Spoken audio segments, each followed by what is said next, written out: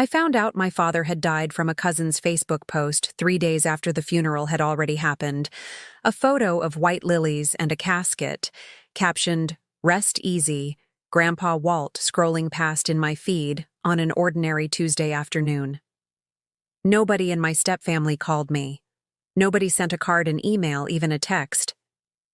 What none of them knew was that the night before he died, my father had somehow gotten hold of a phone nobody was supposed to let him use, and called me himself for 11 minutes to tell me exactly where to look for the truth he'd been hiding from everyone, including the wife who thought she'd successfully erased me from his life. If you've ever been quietly written out of someone's life by people who were supposed to protect that relationship instead of destroy it, stay with me because this story took me almost a year to be ready to tell. My name is Maggie. I'm a paralegal specializing in elder law, which meant I spent my career recognizing exactly the kind of isolation happening to my own father years before I let myself fully admit it. I used to think that professional distance would protect me from ever missing warning signs in my own family, the way it sometimes felt like it protected my clients when I spotted the pattern early enough in theirs. It turns out, knowing the warning signs and being willing to name them in your own life are two very different kinds of knowledge. My parents divorced when I was 12. My father, Walter, remarried 4 years later to a woman named Vivian, a widow with 2 teenage children of her own, Craig and Denise. For the first few years, the blended family thing worked reasonably well, awkward holidays, but nothing alarming. Vivian wasn't unkind in those early years, or at least not obviously so. She hosted Thanksgivings, remembered my birthday, with a card occasionally invited me to family photos. I genuinely believed for a long time that we'd found a workable version of a complicated family. My father had a habit back then of mailing me handwritten letters on my birthday every year. Even after I moved out for college, a small tradition that had started when I was a kid, and he traveled for work for weeks at a time. Some years the letters were 2 lines. Some years they ran 3 pages, rambling about a work project or a book he'd just finished. I kept every single one in a shoebox in my closet, and I could probably recite whole sentences from some of them even now. The letters stopped the year I turned 29, the same year my father's memory started slipping in small, deniable ways, misplacing his keys, more often repeating stories within the same conversation, forgetting a lunch date we'd made the week before. Vivian took over managing his schedule not long after, which made practical sense at first. He was struggling. Someone needed to help. I didn't think much of it when she started answering his phone for him, or when visits started requiring checking his calendar first, because that's not an unreasonable thing to ask when someone's memory is declining. I worked professionally at a firm handling exactly this kind of situation for other families, elder law guardianship disputes cases, where one relative slowly, deliberately narrowed an aging parent's world down to just themselves. I'd sat across from adult children describing almost identical patterns. A caregiver who started as helpful, then became a gatekeeper, then became the only version of reality the aging parent had access to. I could recite the warning signs in my sleep-restricted phone access, sudden changes in financial arrangements, a caregiver who always answered on the parent's behalf, visits that required increasingly elaborate scheduling. I recognized the shape of it in other people's families, constantly, sometimes within minutes of a client describing their situation, and I'd occasionally caught myself wondering in idle moments at work why some families let it go on for years before acting. I understood the answer better than I wanted to by the time it was happening to me. I told myself for longer than I'm proud of that my situation was different, because Vivian had never done anything overtly cruel. She'd just made things quietly, reasonably permanently harder, one small inconvenience at a time, in exactly the way I'd warned other families to watch for. One detail I noticed and filed away the way I filed away case details at work. My father's landline number changed at some point during that second year, and when I asked Vivian about it, she said the old line had compatibility issues with his new hearing aid system. I didn't question it further at the time. I know now that a landline doesn't have compatibility issues with a hearing aid. I just didn't want to be the daughter who assumed the worst about her father's wife over a phone number the same way none of my clients ever wanted to believe it either until they finally did. The isolation deepened slowly enough that no single moment felt like the one worth fighting over, which I now understand was exactly the point. About a year after the letters stopped, I called to arrange a birthday visit, and Vivian told me my father wasn't up for visitors that week. His memory's been rough, better not to overwhelm him. I asked about the following week. "Let's see how he's doing," she said in the same reasonable caretaking tone. She always used the kind of tone that made every individual refusal sound like concern instead of control. I didn't visit that month, or the next. By the time I finally saw him again 10 weeks later, he hugged me tightly and said, "It's been so long, sweetheart. Why don't you come around anymore?" I told him I'd been trying. Vivian, standing behind him, said nothing and changed the subject to whether anyone wanted coffee. At a family dinner, Craig hosted one of the few times I saw my father in person that year. Vivian mentioned conversationally in front of everyone, "It's been so hard keeping track of who's actually reliable for him right now. Some people just aren't built for this kind of caregiving." She wasn't looking at me when she said it, but I understood exactly who she meant, since I was the only person at that table who'd been asking for more access, not less. My father, seated beside her, nodded along vaguely, the way he'd started nodding along to most conversations, by then agreeing with whoever spoke most recently. Denise, Vivian's daughter, texted me about 8 months later out of nowhere. "Just so you know, Mom's doing everything for your dad. Maybe show some appreciation instead of always asking for more visits." I hadn't asked for anything unreasonable, 1 visit a month, sometimes 2. I typed out 3 different replies that night and deleted all of them because I'd learned by then that anything I said got repeated back to Vivian in a version that made me sound demanding rather than worried. The following spring, my father was moved into a memory care facility 2 hours farther from my home than his previous one, a decision I learned about after the fact through a mutual family friend, not from Vivian directly. I remember standing in my kitchen, holding the phone, hearing this secondhand from someone who wasn't even his daughter, and feeling something in my chest go cold in a way that took days to fully thaw. When I called to ask why nobody had told me, Vivian said it happened quickly. There wasn't time to loop in everyone, though she'd apparently had time to loop in Craig and Denise, both of whom had already visited the new facility twice by the time I found out it existed. I drove the extra 2 hours anyway the following weekend, and was told at the front desk that visitor access required advance approval from his listed primary contact, Vivian, who hadn't approved my name. I called Vivian from the parking lot. "I'm standing outside the facility," I said. "Why isn't my name approved for visits?" "I must have just forgotten to update the list," she said. "I'll take care of it." She never did. Not fully, my name stayed off the approved list for another 3 months, during which every visit required a phone call and a wait, while staff confirmed with the family, a process that somehow never delayed Craig or Denise the same way. About 6 weeks before he died, a hospice nurse named Renata, who'd been caring for my father, directly called me on her own, without Vivian's knowledge, using the number listed as emergency contact in an older file that apparently hadn't been updated. "Your father's been asking for you," she said quietly. "Every day, sometimes more than once. I don't know what the family situation is, and it's not my place to get into it, but I thought you should know that." "I've been trying," I told her. "I don't think you understand how hard it's actually been." "I believe you," she said. "I just wanted you to hear it from someone who's actually in the room. If you'd been kept at that kind of careful, deniable distance from someone you loved, would you have pushed harder sooner? Or would the reasonable-sounding excuses have worn you down the same way they wore me down? Tell me honestly in the comments. I still go back and forth on whether there was a version of this where I fought harder and it actually would have changed anything." Renata called again 10 days later this time to tell me my father's condition had worsened significantly and that the family had decided, given his prognosis, to keep visits limited to immediate household members to reduce his stress. I asked directly whether that meant me. She was quiet for a moment before saying carefully, "I can't speak to family decisions. I can tell you he still asks for you. I asked if there was anything I could do. She said gently that she'd let me know if anything changed, and I spent the next 10 days checking my phone obsessively, half expecting either a call I dreaded or one I was desperate for, unsure which outcome I was actually bracing for. 2 nights later, at 11:40 p.m., my phone rang from a number I didn't recognize.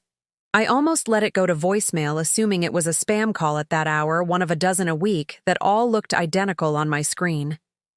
Something made me answer, some instinct I still can't fully explain, the same instinct that used to make me double-check a case file, even when everything on the surface looked fine. Maggie. His voice was thin, slower than I remembered, but unmistakably his. It's Dad. I sat up in bed immediately, heart already racing before I'd even processed why. Dad? How are you calling me right now? It's almost midnight. Renata left her personal cell on the nightstand tonight, said she'd forgotten it. But I think she left it on purpose, he said.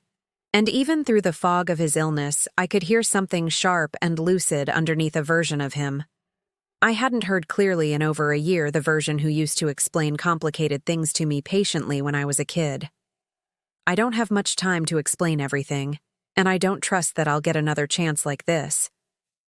My mind comes and goes now, Maggie. I need to say this while it's here. Dad, what's going on? I know what's been happening, he said. I'm not as far gone as everyone thinks, not always.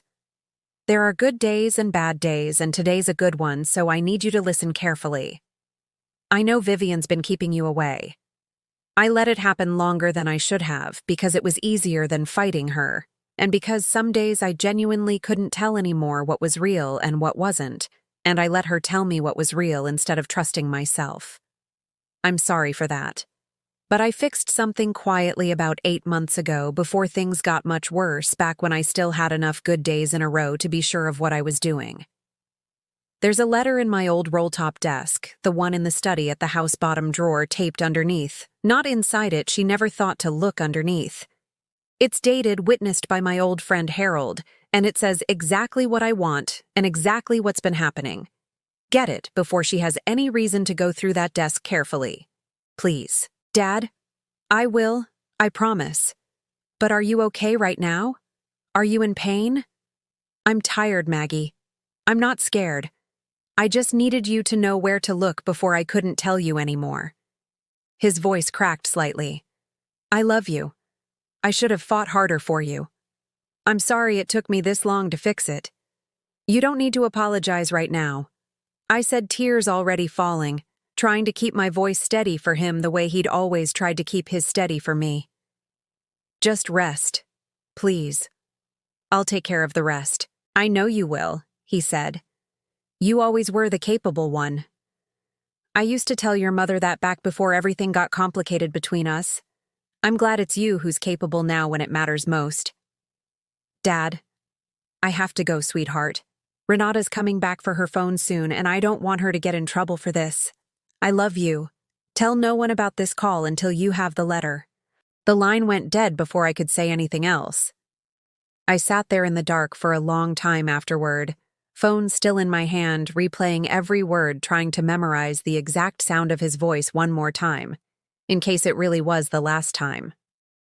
The call lasted 11 minutes.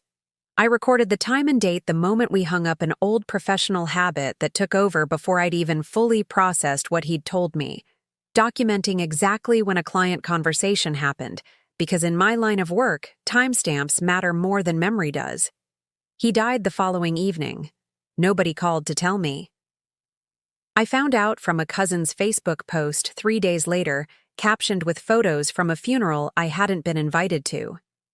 The day after I found out, before I'd decided what to do about the letter, Denise texted me out of nowhere, asking if she could stop by just to see how I was holding up since we're all grieving too. I almost said no.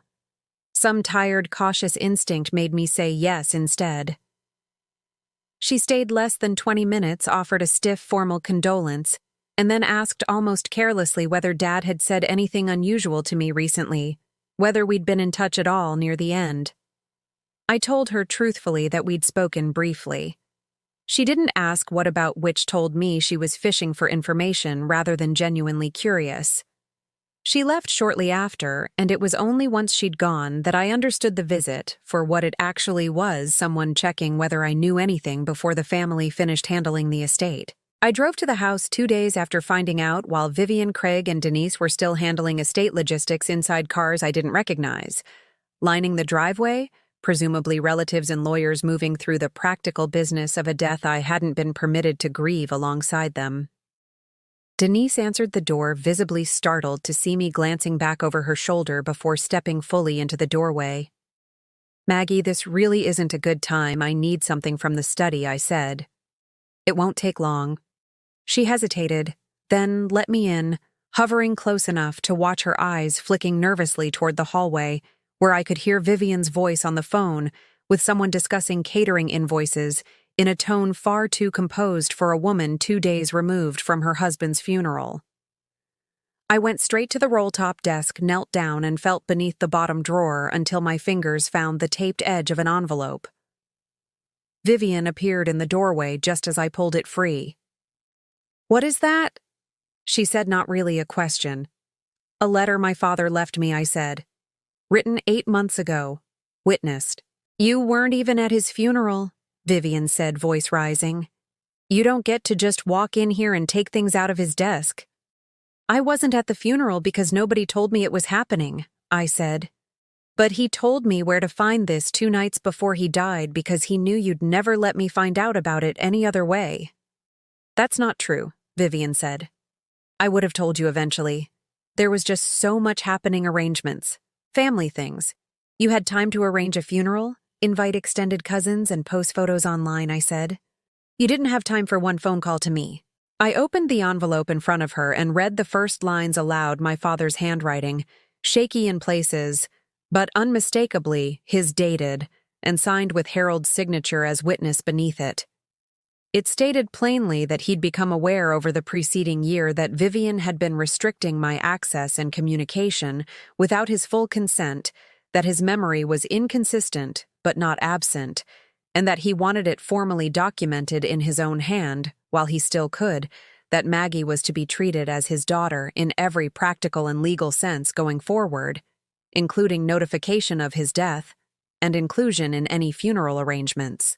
Denise, standing near the hallway, had gone very quiet, watching her mother's face, rather than the letter itself, arms crossed tightly over her chest, like she was bracing for something she'd half expected for a while now. For a moment, something in Vivian's face genuinely broke open real fear.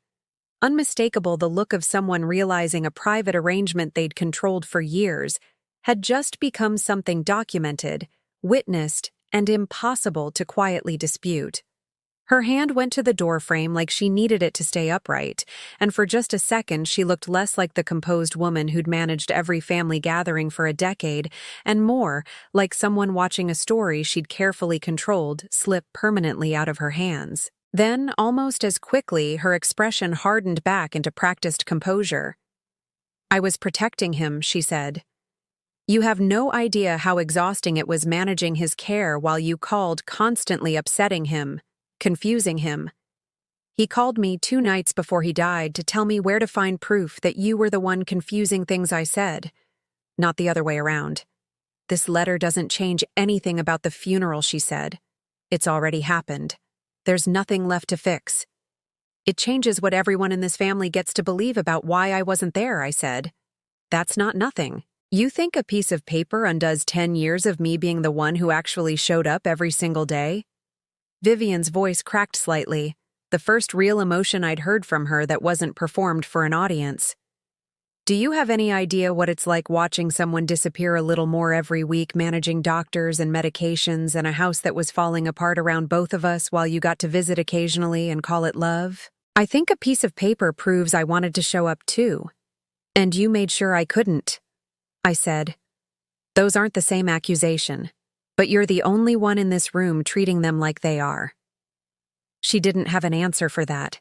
Craig, who'd come to stand behind her during the exchange, said quietly, "Mom, maybe we should have called her," which was the first time anyone in that house had said anything close to an admission. 3 weeks after that afternoon, Renata called me one more time this time, not to relay a message from my father, but to tell me something on her own account that she'd watched Vivian confiscate his phone twice over the previous year, after catching him trying to call someone, and that she'd always suspected it was me, though she'd never had proof until the night she'd left her own cell within his reach on purpose. "I couldn't do more than that without risking my job," she said.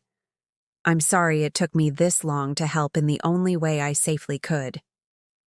She told me one more thing almost as an afterthought, before we hung up, that in his last lucid week, my father had asked her more than once whether she thought I'd forgiven him yet for not fighting harder sooner. I didn't have an answer for that either, not one I felt ready to say out loud to a stranger, even a kind one. I haven't fully reconciled with Vivian Craig or Denise, and I don't know if I ever will. Craig has reached out twice since that afternoon, short, careful texts asking how I'm doing, which I've answered but not built anything further from yet.